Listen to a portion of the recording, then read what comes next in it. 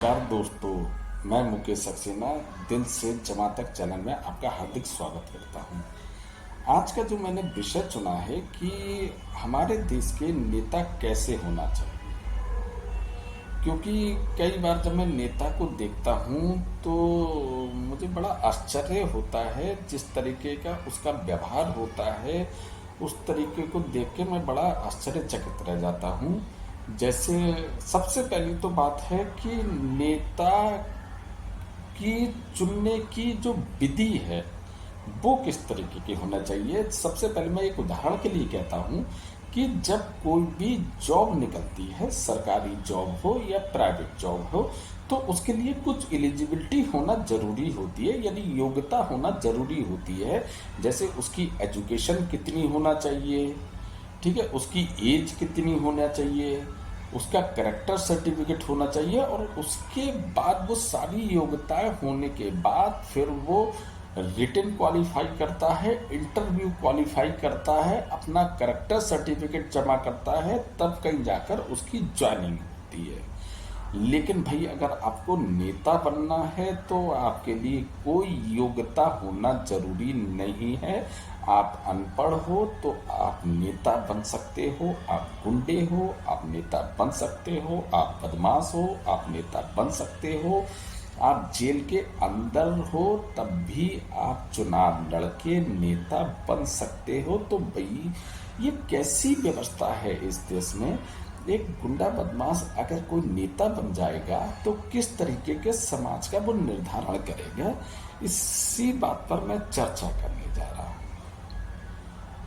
भाई सबसे पहले तो मेरा ये मानना, मेरा खुद का ये सजेशन है कि नेता बनने के लिए भी सबसे पहले योग्यता होना जरूरी है। भाई आगे चलकर कोई विधायक बनेगा, कोई एमपी बनेगा, कोई मंत्री बनेगा, कोई गृह मंत्री बनेगा, कोई मुख्यमंत्री बनेगा, कोई प्रधानमंत्री बनेगा, और वो बड़े बड़े आईएएस पीसीएस की मीटिंग लेगा।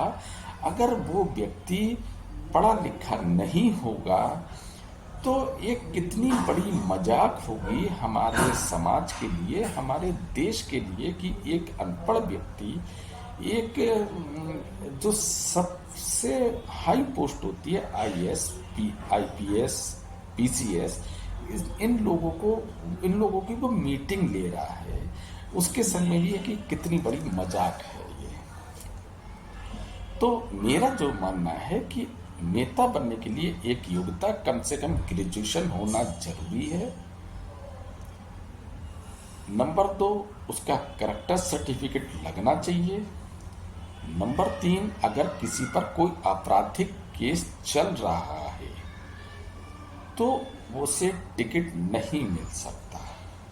ठीक है, इन सारी योग्यताएं होने के बाद फिर उसका रिटन एग्जाम हो, उसका इंटरव्यू हो, उसका करेक्टर सर्टिफिकेट लगे, उसके बाद उसे टिकट मिले, ना कि वो नेता बन गया। उसके बाद नेता मतलब टिकट मिले उसे, पार्टी का या निर्दलीय जैसा भी हो, टिकट वो मिल जाए।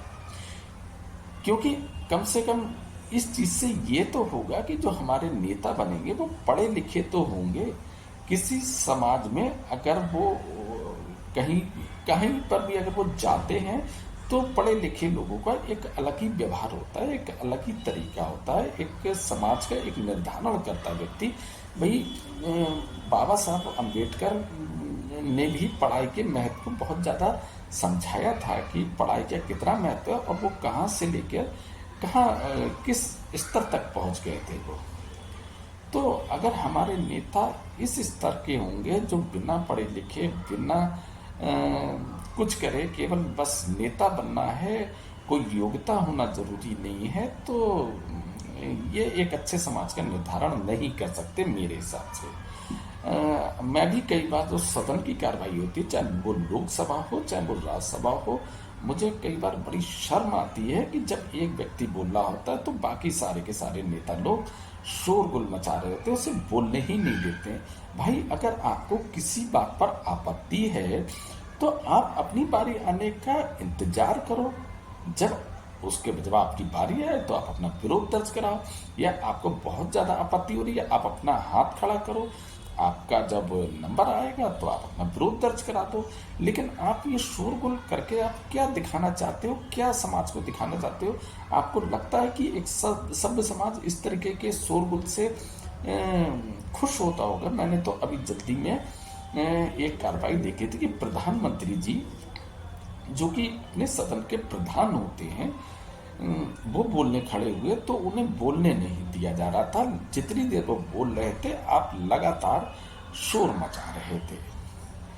तो क्या आप सेट करना चाह रहे थे, क्या दिखाना चाह रहे थे? ठीक है, हो सकता है वो कुछ गलत बोल रहे हो, ऐसा नहीं है। हो सकता है वो आपको कुछ बातें उनकी पसंद नहीं आ रही हो, आप अपने सबके सब हाथ खड़े करते और जब आपकी बारी आती तो आप उन्हें बोलने देते। इसमें चाहे पक्ष हो चाहे विपक्ष हो, इसमें मैं किसी एक का नाम नहीं लूंगा। अगर चाहे सत्ता पक्ष के समय में शोर मचाया जाता है, विपक्ष के समय में शोर मचाया जाता है, गलत तो गलत ही है।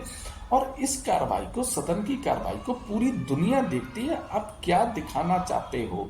कई बार तो मैंने देखा है कि आप जब कोई बोल रहा होता है तो आप जो स्पीकर होते हैं आप उनके आसन के पास आकर नारेबाजी करने लगते हो, पेपर उछालने लगते हो। किस तरीके की हरकतें करते हो भाई? आप जनप्रतिनिधि हो, आपने, जनता ने आपको चुन के भेजा है, एक सम्मानित पद आपको प्रदान किया है, आप इस तरीके की कार्रवाई करते हो। आप सोचते हो कि इससे आम व्यक्ति खुश होगा? मैं अपने, जिस जिले के आप हो उस जिले के लोग आपसे खुश होंगे और सब खुश होंगे, या इससे मेरी पॉपुलैरिटी बढ़ेगी? आप क्या क्या माइंडसेट आप लेके ये शोर मचाते हो, क्या करते हो? आप दूसरे की बातें सुनना ही नहीं चाहते हो भाई। हो सकता है वो आपके विरोध में कुछ कह रहा हो, जब आपका नंबर आ रहा है तो आप उसके विरोध में कह देना, बात खत्म। आपको एक सब समाज आपकी इज्जत करेगा अगर आप इस तरीके के काम करोगे। लेकिन आप जिस तरीके की कार्रवाई करते हो बिल्कुल अच्छा नहीं लगता, बिल्कुल शेम, बिल्कुल नहीं अच्छा लगता है। फिर मैंने तो, अब मैं क्या बताऊं नेताओं के बारे में, कई बार ऐसा हो सकता है कि लेने के देने भी पड़ सकते हैं। जैसे एक बहुत ही, मुझे भी एक शर्मनाक बात लग रही है कि जेल के अंदर से अभी चुनाव लड़े गए, कुछ लोगों ने जेल के अंदर से चुनाव लड़े और वो चुनाव जीते। इस मामले में मैं जनता का भी धन्यवाद करूंगा कि भैया आपने क्या देखा, आपने क्या करा, आपने ऐसे व्यक्ति को लड़ा जो जेल के अंदर बंद है, आपने उसे जिता तक दिया। क्यों जिता दिया, क्या माइंडसेट था, क्या था, मैं नहीं समझ सकता इस चीज़ को। और जेल के अंदर से अब हमारे देश के अंदर सरकारें चल रही हैं, जेल के अंदर से सरकारें चल रही हैं। क्या हमारा भारतवर्ष है, क्या इसी के लिए हमने इतना संघर्ष करा है, इस समाज के लिए, इस तरीके की व्यवस्था के लिए? क्या ये व्यवस्था ठीक है?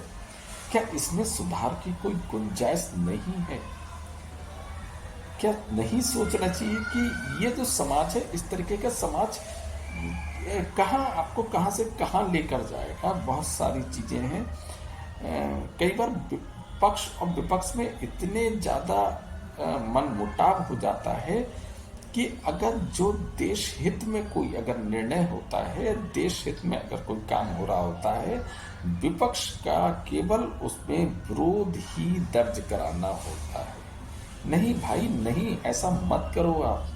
अगर आप ऐसा करोगे तो जनता सब समझती है, सब समझती है। जनता अगर कहीं भी देश हित में अगर कोई काम है, अब आप अगर तो आप उसका समर्थन करोगे, जनता आपकी भी उतनी ही इज्जत करेगी जितनी सत्ता पक्ष की करेगी, आपकी भी उतनी की। हाँ, यहाँ पर तो कम से कम एक है। अरे जब देश है तभी हम सब हैं, देश है तभी देश की जनता है, तभी देश का प्रशासन है, तभी देश के नेता हैं, तभी देश में मंत्री, संतरी, प्रधानमंत्री सभी कुछ है। सब देश सर्वोपरि होता है भाई। ऐसा मत करो जिस तरीके का आप लोग व्यवहार करते हो। शर्म आती है देख के। जो कई बार सदन की कार्रवाई होती है, हो हल्ला नहीं होना चाहिए मेरे हिसाब से। और जो मैंने एक सजेशन दिया था कि एक नेता होने के लिए एक रिटन होना चाहिए, पहले तो उसकी एक योग्यता होना चाहिए, रिटन होना चाहिए, इंटरव्यू होना चाहिए। क्योंकि वैसे तो मेरे हिसाब से आईएएस से भी कड़ी परीक्षा होना चाहिए, क्योंकि उसकी जो पोस्ट होती है वो आईएएस पीसीएस की मीटिंग लेता है, यानी उससे अपर माना जाता है, तो उससे होना चाहिए। लेकिन मुझे पता है लोग पास ही शायद नहीं हो पाएंगे, अगर हम इस तरह के उससे भी कठिन परीक्षा कर देंगे तो शायद कोई भी हर जगह से शायद कोई नेता ही नहीं निकल पाएगा। लेकिन कम से कम इतनी तो व्यवस्था हो कि एक एजुकेशन और रिटन और इंटरव्यू वगैरह क्वालिफाई कर सके, इतनी तो होना चाहिए। क्योंकि मैंने काफ़ी टाइम पहले, एक प्रदेश है, मैं प्रदेश का नाम नहीं लूँगा, वहाँ की एक मुख्यमंत्री थी, थे नहीं थी, मुझे जहाँ तक पता है उन्हें सिग्नेचर अपना नाम तक लिखना नहीं आता था, वो मुख्यमंत्री उस प्रदेश की रही थी। और जब मुख्यमंत्री नहीं है तो आईएएस पीसीएस की मीटिंग भी लेती होगी, तो वो क्या मीटिंग लेती थी, और उन अधिकारियों के दिल से पूछो उन पर क्या बीतती होगी कि एक ऐसा व्यक्ति जो हमारे सामने खड़े होने लायक नहीं है शिक्षा में, अब वो हमें बता रहा है कि आप ऐसे नहीं ऐसे काम करेंगे, ऐसे नहीं ऐसे काम करेंगे, वो जी मैडम जी मैडम जी मैडम करना पड़ता होगा।